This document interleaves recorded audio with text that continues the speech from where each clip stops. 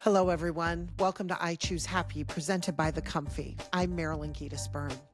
On the show today, I talk with Joseph Pangilinan, a man defined by strength and grit, a state champion wrestler, Division I athlete, and black belt in karate, who built his life around discipline and motion.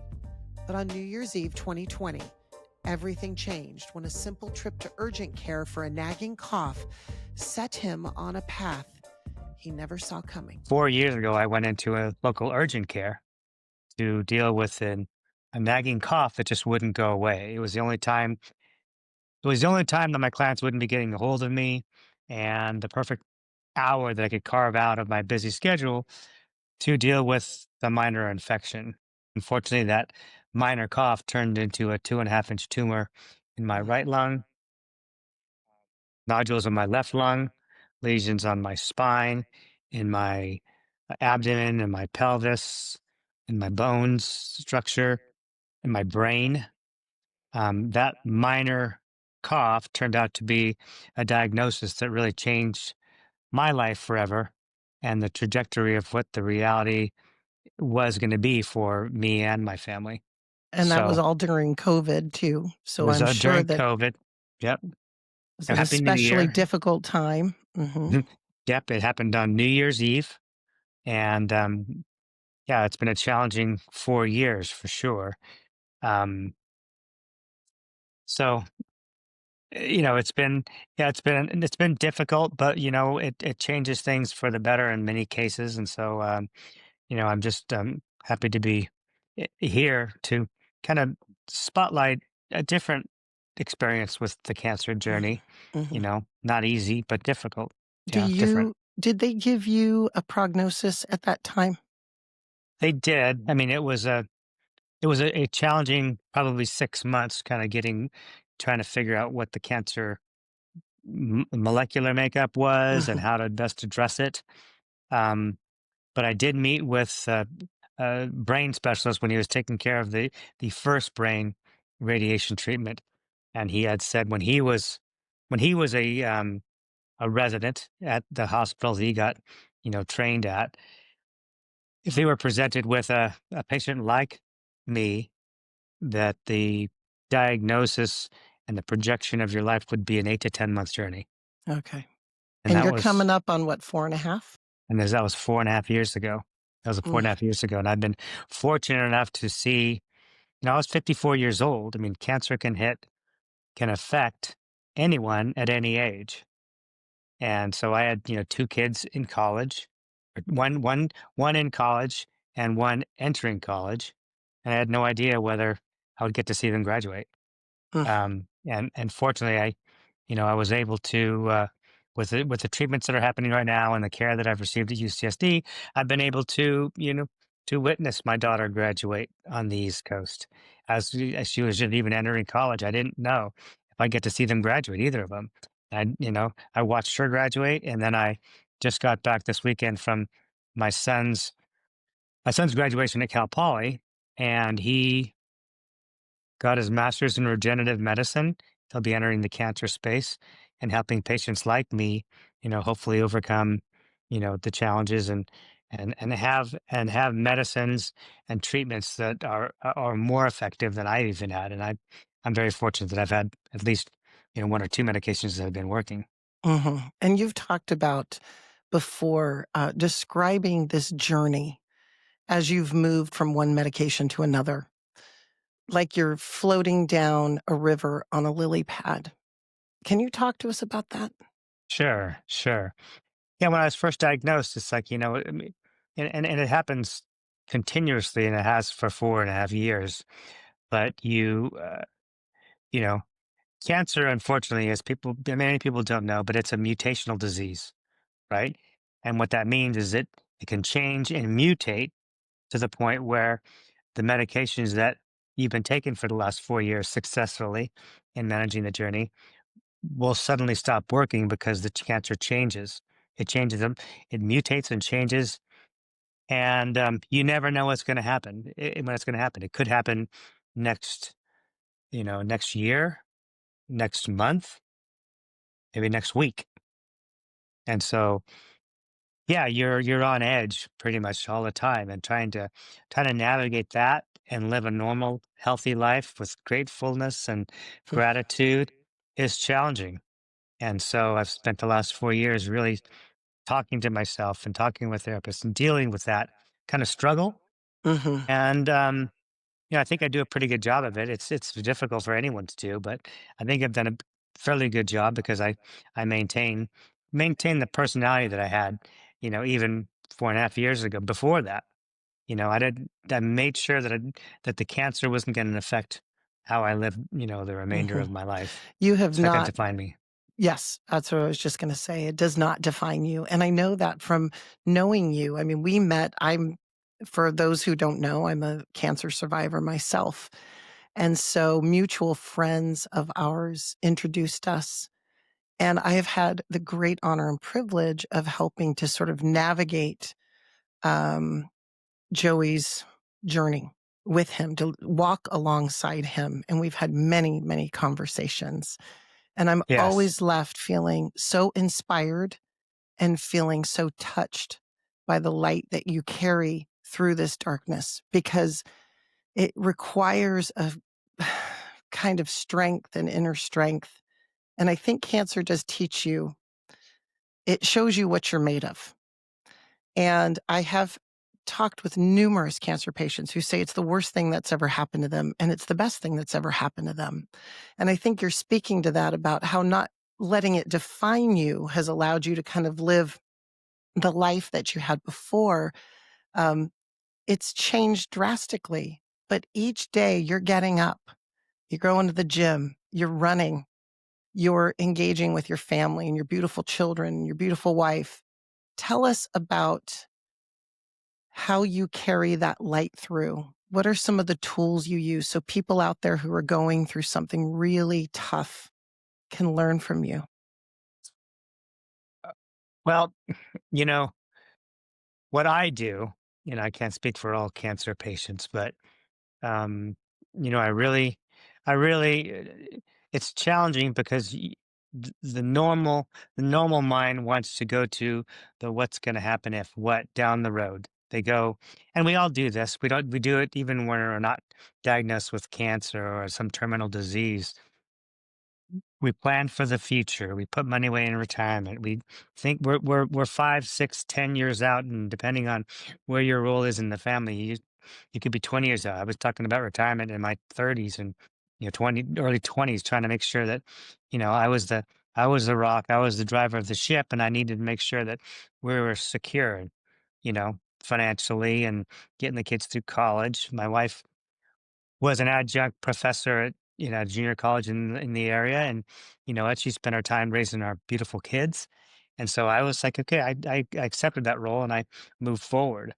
um and then this happened, and so I started thinking about the priorities that people have in life, because people, they do so much thinking about the future, they don't ever talk about the present, and they don't ever see the things that they're the beautiful things that are in their life, like their kids, and how their kids look at them, and what they need as people, as you're raising this family.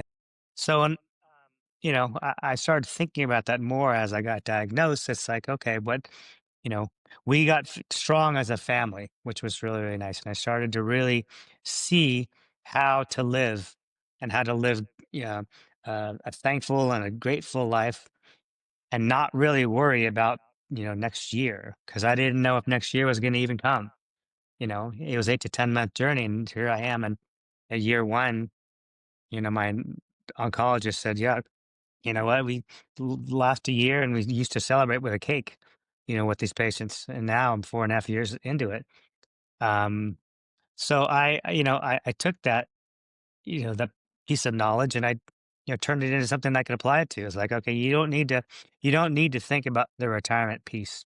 You spend a few, you spend a few months trying to make sure that all the loose edges are buttoned up, and you know that you can have, it, it might not, you might not be in the perfect time, but when is the Hmm. perfect time, right? Right. When And is it's the the right now, it's the It's present. right now. And so we just I Hmm. made sure that I made sure that, all those the doors were shut and locked and the hatches were battened down, and you know what I mean? And then once you kind of get that set up, you start thinking about today. What am I going to do today? How am I feeling today?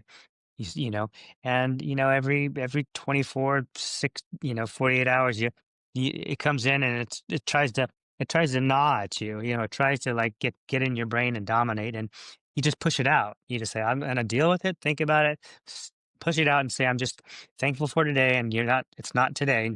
you know don't freak out about it.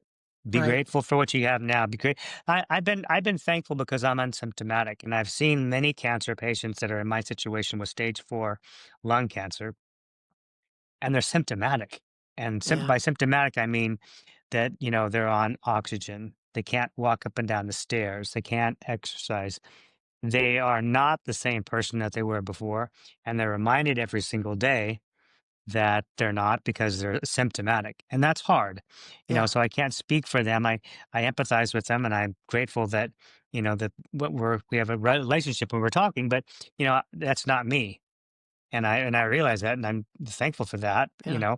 And I just I welcome it, and I just kind of move forward in that space, thinking, what, don't, do what you need to do to be happy and thankful for today, because you can. And I know that people can't. And people and I see people that are symptomatic, but they're like me as well. They Hmm. really are, because they make a choice. They make a choice to say, okay, it is difficult that I've got these side effects and symptoms of my disease, but I'm try to rise above it.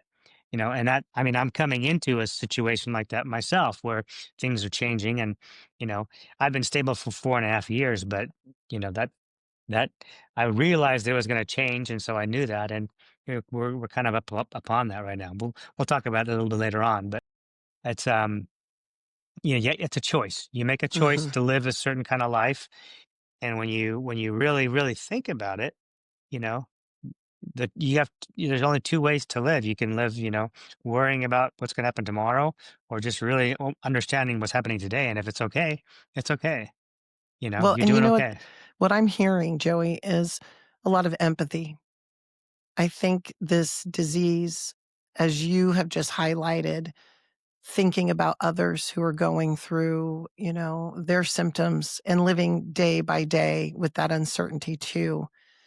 What comes through is your heart for others. And I know that you've been very busy trying to figure out how to get the message out about the research that has to be done and the money that is required to get that research done, to find a cure, to find ways for people to have more options, more lily pads down the river. Hmm. Hmm. For sure. And talk to us about CureBound. I know that you've been instrumental in vocalizing the need for your community. Yeah, yeah. So yeah, you brought up the lily pad this, earlier, and right now, and yeah, kind of expand on that. I feel like I'm floating down the river of life on a lily pad, knowing that it's gonna eventually sink. I don't know when. It's pretty healthy. It was pretty healthy, and I'm floating for, it's been 4.5 years, but I know every single day there's a risk that it's gonna sink. And I need to have another medication that comes down the road or down the river that I could jump onto, another lily pad, another log, something. And, I know that, I'm not alone. I'm not alone on this river. And so there are a lot of other people that are on these medications that, they're not going to work forever. It's not like HIV, where, they develop these wonderful medications, and then you don't even think HIV was a terminal disease in the 80s, and now people live HIV. They live a normal life, and they don't even have to think about the disease that would have otherwise ended their lives. Cancer is a mutational disease, and so yeah, it changes, and so the need for cancer research and the ability to find the next treatment, the next cure, we know it's for me, it's not a curative disease. unfortunately. But others it can. Cancer is very curable if you can catch it early.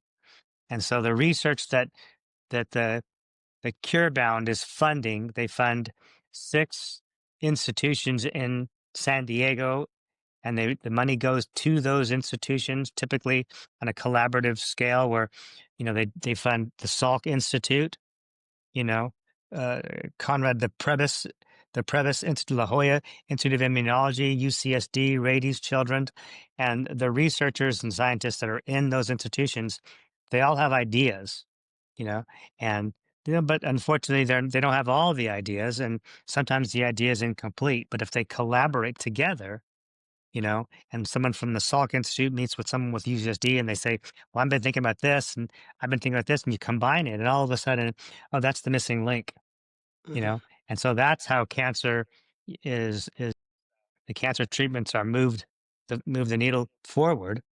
And that's what CureBound does. And I realized that 4 years ago. And so I just wanted to get involved. It's like, I was thankfully I was able to retire.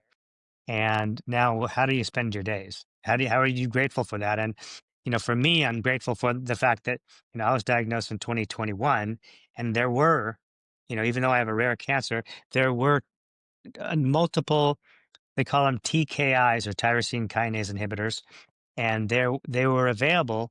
And thankfully, one of them responded, you know, my cancer responded to one of them. And I've been on it for 4.5 years. What a blessing. What a Yeah. blessing that I could live a normal 4.5 years with this horrible disease.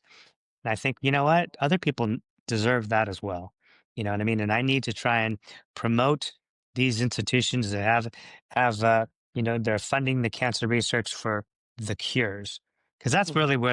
that's really where the treatments and the ultimate cures for cancer are going to come are from these new ideas. We're in an age of AI, you know, we're in an age where we've got the ability to see the cancer on a molecular level Yeah. and really, really understand it. We're not just shooting, shotguns anymore.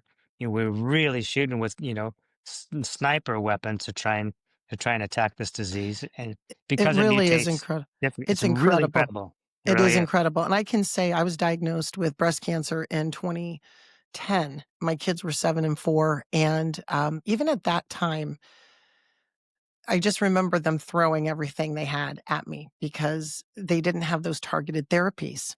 And so now as I'm navigating other breast cancer patients, I am just so relieved for them that maybe they don't have to have so many rounds of chemo, that their therapies are, just so much more targeted. And so Absolutely. I see them being able to get through the chemo process in a stronger way. Their bodies are not as taxed maybe as they were 10, 15 years ago. So I have seen the progress there. But in your situation, I wasn't stage 4. And so with you, when you have a diagnosis where you realize, "I'm gonna have to live with this," I'm probably not going to hear you are free and clear of this cancer, and you have told me that, and you have accepted that. How much is acceptance a part of your, daily challenge? It's daily, really. It really is. And I'm You know, that's something that that's something that I feel that I've come to terms with, but it ebbs and flows. It ebbs and flows. I mean, I was told in the very beginning, this was 4.5 years ago by Dr. Gold, that yeah, you're stage 4. It's incurable. We don't use the term remission with stage 4 lung cancer patients. It's not curative. It's going to get you. It's a fight that you can't win, um, not yet, at least. And I had to come to terms with that. I really did because you always hear about cancer patients and they talk about remission and this and that. And you need to do this. It's not the case for me. It's now, and I realize that I trust Dr. Gold. She's a great, great oncologist, and I know that it's incurable. And so why fight it? We all have a journey in this life, and some of us are diagnosed with it, and some of us don't even know. And then all of a sudden, tomorrow never comes, or next week never comes. So I understand that. I certainly, as a Division I college wrestler, an athlete, healthy person, never smoker, certainly didn't think it was going to happen at 50, 54. But boy, am I thankful that I'm almost 59, 4.5, 5 years later. And I accept that, and I accept it because I've come to terms with it. I've thought about it, I've done what I can to try and, shore up everything I need to do to live a full life. And I realize, one thing I do, and I can advise these, and I advise young lung cancer patients like you did to me. I reach out to them. Friends, our mutual friends, refer me other people. I have numerous mentorship type conversations and people that I deal with, because I want them to understand that there is a different way to approach this mentally Hmm. and Hmm. spiritually. And that they're not um, alone. they're not alone. No, it's the Yeah. hardest thing.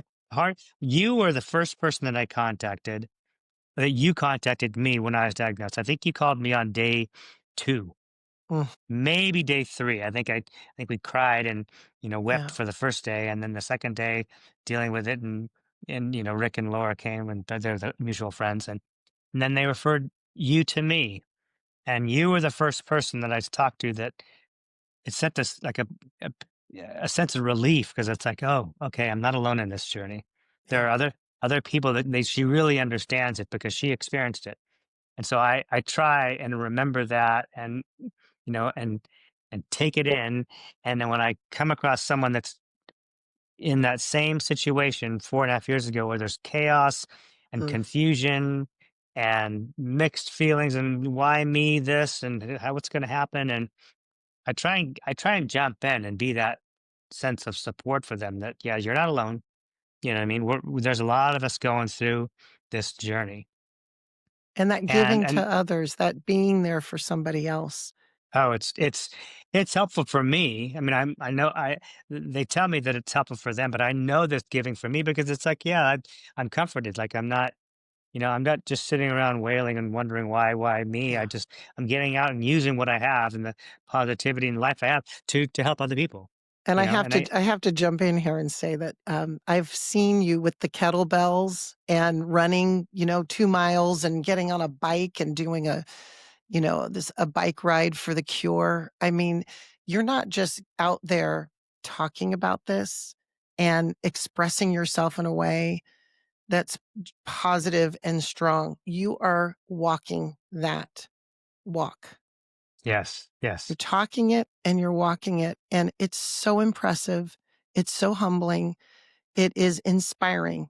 And that's what you Mhm. do, and I think and I know that's hard for you to hear because you're so No, humble. You're so humble, but I just wanted to say that it's watching you out there living life to the fullest. You are making that decision, and that's a choice.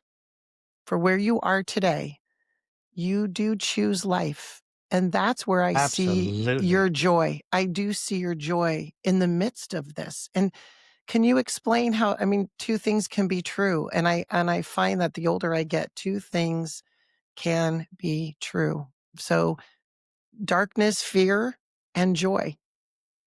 It's a choice. It's a choice. You know, one of the reasons why I get involved in CureBound and do these kinds of podcasts, and I've done, for different organizations and people, I welcome the idea to talk to them, because I want people to know that stage 4 terminal lung cancer patients, or cancer patients in general, have a choice. They have a choice to stay in that darkness, or to emerge and say, you know what, I'm not going to let it define me. If I'm able to, if I'm only able to walk, I'm going to walk. If I'm able to walk and run, I'm going to walk and run. I'm going to work out. And I show them that. And I think, I want people to know that there are other ways people experience cancer and deal with cancer.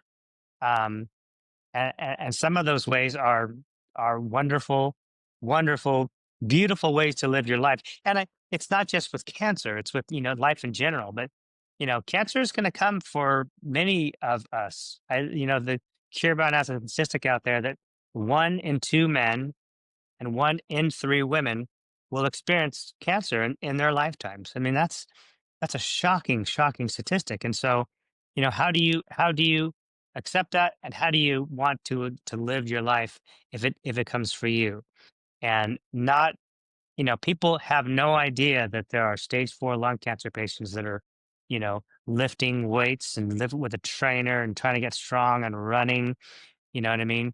Getting involved in 25-mile bike rides, to raise money for cancer research. People don't know that. I've countless times, I can't tell you how many people have said, I had no idea. If you didn't tell me, I wouldn't think that you were, you know, burdened by this, horrible disease. Yeah. I say, you know what? I know. I never thought that. Before I got cancer, I was on the high road. My dad's almost 90. My grandmother was 101, and I'm way healthier than both of them. I thought for sure boy, I'm doing a good job. I'm running that race. And then all of a sudden, bam, something happens. Hmm. Life happened. And how are you going to deal with that? Because Yeah. it's one thing to get knocked down, but the beauty, or the opportunity, the harder thing is to how to get up. Can you deal with this? Can you get up? Can you move? Can you march forward and live the life that you deserve?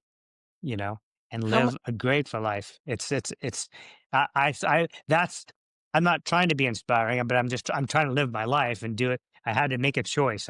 How are you going to be? Are you going to spend your time thinking about, the inevitable, and again, she told me right away, it's incurable, but am I going to spend my next 4 years wallowing in that, or am I going to spend 4 years visiting, my daughter and my son, and hanging out, going to Padre games, and whatever those ideas are, the dream that you had, keep them, run with them.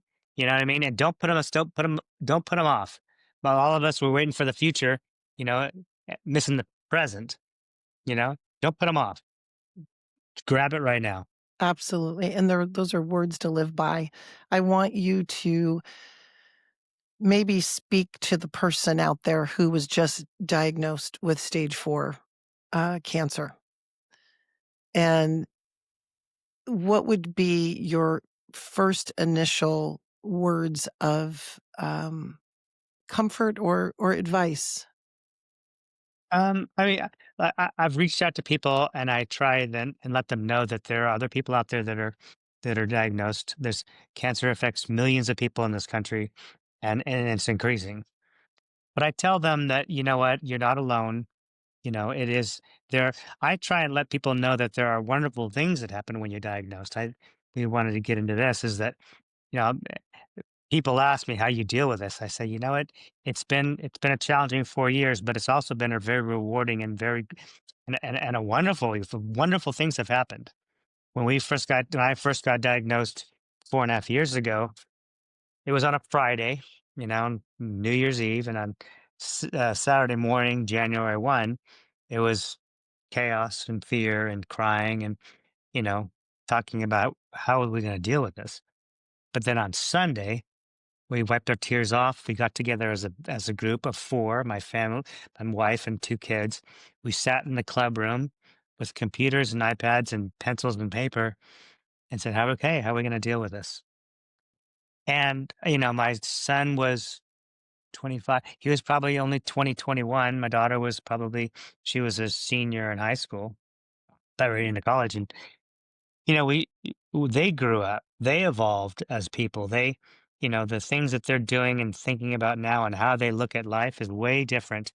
It's a beautiful thing. How they deal with us as parents and how we deal with them as kids. We became closer and stronger as a unit because of this, to the point where I really believe that we wouldn't be this way as a family. We wouldn't have the appreciation, all the things that bothered us about each other.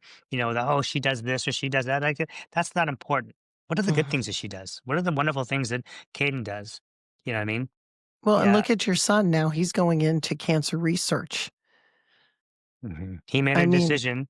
He made a decision to, you know what? He was a biomedical engineer. as an undergraduate. Very, but he wasn't a fix it kind of guy. You know what I mean? But he was extremely smart, and he loved science, and he loved, you know, he loved the body, and medicine is like, what am I going to do with this degree? And he was introduced to the cancer fight and the cancer community, and so he decided to go into regenerative medicine. That's where he got his master's degree, and he focused on the cancer space. How can I help bring medicines that are on the cutting edge to clinical trials and get them approved by the FDA? And so, he found his purpose. You know what I mean? It might not, it might not help me directly, but it'll Yeah. help people like me and it'll help the, one in two men and one in three women. It'll help a lot of them Hmm. because that's where he's going to spend his time. He's a brilliant young man, and I'm so thankful that he did. But it really clarified, his purpose and journey and um, where he wanted to go. And I'm just so grateful that he did that. I'm just so proud of him. Well, it's like And one of the he's gifts. yeah. It's like one of the gifts you're mentioning about the closeness of your family, knowing what you guys are made of, the strength that you have as a unit, and inspiring others to step up to the plate and get involved. Get Involved. involved, It, and it really it creates hope in a cancer patient like me. It creates hope. When you're doing something meaningful and valuable for yourself and for your community and your other cancer survivors, boy, what a joy that is. mm, I mean, I liked what I did. I did it for 30 years, but now I love I love helping people. It makes me feel good on the inside. And it helps me get the mindset that, don't wallow in the what ifs, do something today, you know, get healthy today, put the ice cream down and maybe have something that's some fruit instead, and do something that's going to be positive for you and for the people that you're mentoring and talking with and that are helping you. And it gives your life clarity. It mm, really does. mm. So yeah, And that's something we're all searching for, right? Everybody's we looking for really that. are. Everyone's looking for it, and not a lot of my friends and contacts. They're not diagnosed with what I'm diagnosed, but they're absolutely looking for it. You can see it. And one thing that I clarify with people, I see life, not just my life, but I see life in general in Mhm. a different way. My perspective is completely different. I see people right now in this community in this country bickering over the silliest things.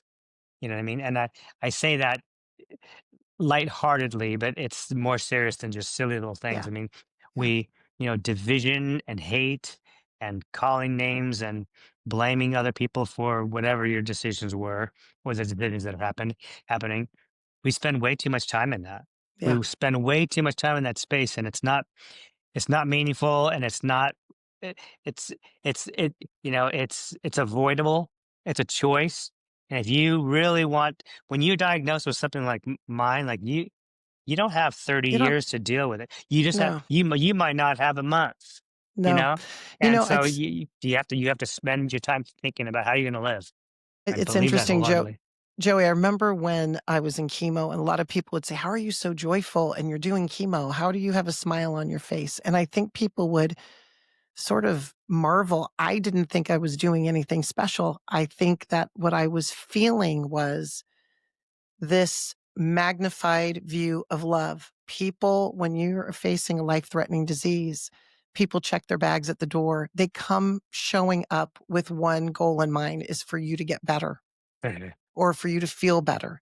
And so I felt like we were always meeting each other at this very high place. And it took me a while to figure that out, but this really was the best way I could describe it was a magnified experience of love and that acute awareness that life is fleeting.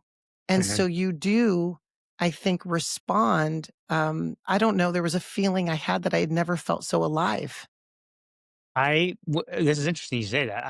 I remember now, it kind of popped into my head, but when I went to chemotherapy when I did 4.5 years ago or 4 years ago, walking down. This was in COVID, mind you. So when you're doing your infusions in COVID, you're alone. They didn't let your loved ones and people into the Yeah. infusion in hospital. It's just individual, cubicles and rooms with people that are getting infusions. And so I think I'd been through two of them, and on that third time, it's like I need to get up and walk. I can't just sit here and think about, let my thoughts dominate what's going on. So I got up and I started walking around the infusion room and seeing all these lonely, confused people. And I think I saw like three or four of them that were like younger than me. I was 54, but they were clearly in their 30s. One was like maybe late 20s, early 30s, maybe. And I thought, gosh, you know what I mean? And it looked like they were just scared. And I remember walking with my little my infusion, the thing Your that pole. carried the pole. Yeah, I was walking the pole, and I walked and I saw this young man. He looked like he was probably 30, young, and he was confused. And I remember looking at him, and he looked up at me, and I turned around and I walked back. And I just gave him a thumbs up. I said, you can do this. You can do this. It's gonna be fine. You know what I mean? Just keep a positive attitude, and you're gonna be okay. And he looked at me, smiled, and I thought, okay, I did something positive. And not everything is dark and gloomy. You can rise above that. Mm. And I remember thinking, boy, and that made me feel so powerful and so good. I'm like, you know what? You don't have to focus on you. Focus on him. If you focus on him, you won't think about what's going on with you. And I was just so grateful. Understand? I think about it. That's one of my, I don't know. Maybe that's my one of my superpowers is that I think about things all the time. I'm just, Mhm. you know, And s- uh, sometimes the most powerful human connections come from pain, yeah, absolutely, and you're absolutely. there in that moment, with a stranger, Hmm. but it was someone already that you could Connect identify with, with and identify connect with, with, yeah, yeah. and there's something so, there's just something so deeply powerful about Living through pain and being surviving. Yeah, seen, being yeah, understood, and you didn't have to sure. explain anything, it was just a quick. It was really we saw each other. Yeah, We saw each other. He saw me. I saw him, and I'm hoping that he thinks about that every now and again. Like, you know what, and moves it forward. And when yeah. he's going through his next treatment, he can let people know that, okay, I'm doing okay. You know what, it's it didn't end that day. So we can move forward. You are such an inspiration. I just I'm so grateful for your time today. I want you to know that, people listening to this are going to, remember you, and they're gonna remember your words, and, um, there's a light that you carry, Joey, and it comes through, and I Thank you. can't wait for our next visit. Yeah, thank you. Well, I will say this. I wanted to kind of talk about this. That, the journey that I'm on. While it's been great for 4.5 years, it's changing. Like the lily pad that we talk about, you know what I mean? I've been asked right now to jump on another lily pad that's out there. And 4.5 years ago, I didn't know if there was the lily pad at all. There wasn't. I'm looking out the river. It's beautiful, it's sunny skies, it's solid. And I'm thinking, well, I need to jump on a lily pad. There's nothing out there. It's just Mm, clear, what clear blue water, and it's smooth. And unfortunately, there has been, some, some things that happened, and medications that improved. And so there's a lily pad that's coming through, and mine looks solid. It feels solid. It looks solid. And my oncologist and radiation doctor are saying it's not solid. It's, based on the scans, it's not solid. You need to jump on this lily pad, and I don't know if that lily pad's it's going to be solid. I just don't. I can't guarantee it. I spoke to my son yesterday, who got his master's in regenerative medicine. My decision and Cindy's decision was like, let's stay on the lily pad. Let's get fearful and stay on the lily pad. And he said, I don't agree." I'm like, "Oh God, really? You're not on my side?" The oncologists and the radiation, so they're telling me to jump. And he says, "Yeah, no, but it's not a linear path that your cancer takes. it's a You're not jagged gonna get jagged edge. and it's changing, and you might get another month if you sit on that lily pad, but eventually that lily pad's gonna sink. jumping off, and this is what caught me, jumping off that lily pad when it's a strong lily pad and I'm healthy. I have I can jump on it. Now I don't know if it's gonna be if it's gonna hold my weight or not, but I'm able to jump. He said when the lily pad jumping onto a lily pad when you're just treading water is much more difficult. Mm. So when it changes and it might be too late to jump on that lily pad. Like, oh Mm. God, it was. And so, this morning I made the decision that let's move forward. I'm still trying to do other things and get some things in order, but we come across a journey where they say it's going to change, and it's changing for me. How am I going to deal with that? I'm going to wallow in sadness because the 4.5 years is going to be ending? No, I'm going to say, you know what? I'm going to welcome it. I'm going to accept it. I know that this is the journey, and I'm going to continue to work out as long as I can work out. And when in the near future, I might not be able to lift the 30 pounds, but I'll lift 12. I've seen people in that gym in wheelchairs, not just, and they're fighting the cancer journey 6, 7 years down the road, and they're in a wheelchair pulling light weights. I think, you know what?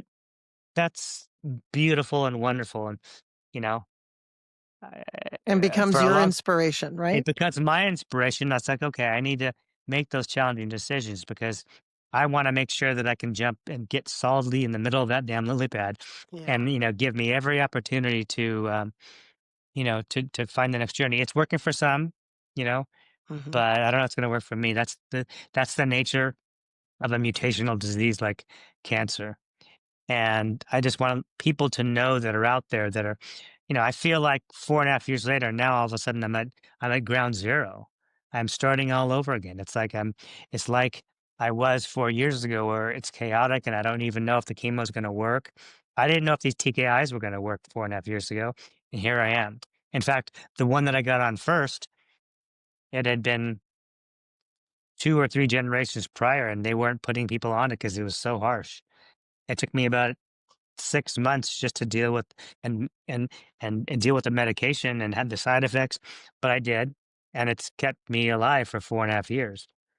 And so, yeah, I don't, I want people to know that when the things change, that's the nature of the disease. It changes, and you can address it with some grace. You can Hmm. address it with some hope. Yeah. Reach out to people, and I'm trying to do what I can, and but I focus on today. I'm feeling pretty good today, and I probably won't when I'm in the chemo and the new medications. And I'm just going to be hopeful and staying positive. Your immune system kind of deals with some of that stuff. And Yeah. if I'm negative and crying and sad, that's not going to be any. That's not going to give me strength. That's not going to give my immune system any strength to help deal with it. And so, yeah, I have to come to terms with that. But Right. And you've never lost your sense of humor. I will say that oh, that's a huge, huge plus for you I try and and for make my everyone around you. I try and make these oncologists laugh, because it's like, yeah, trust me, it could be a time that so I crack jokes all the time, and they look at me like I'm crazy. Like, what are you doing? There's nothing No, funny in this. Like, sure, there's always something funny. There's always another perspective to look at something, and yeah, it's and it's that's that you have to that whatever it takes for you to feel positive and to spread that joy into people.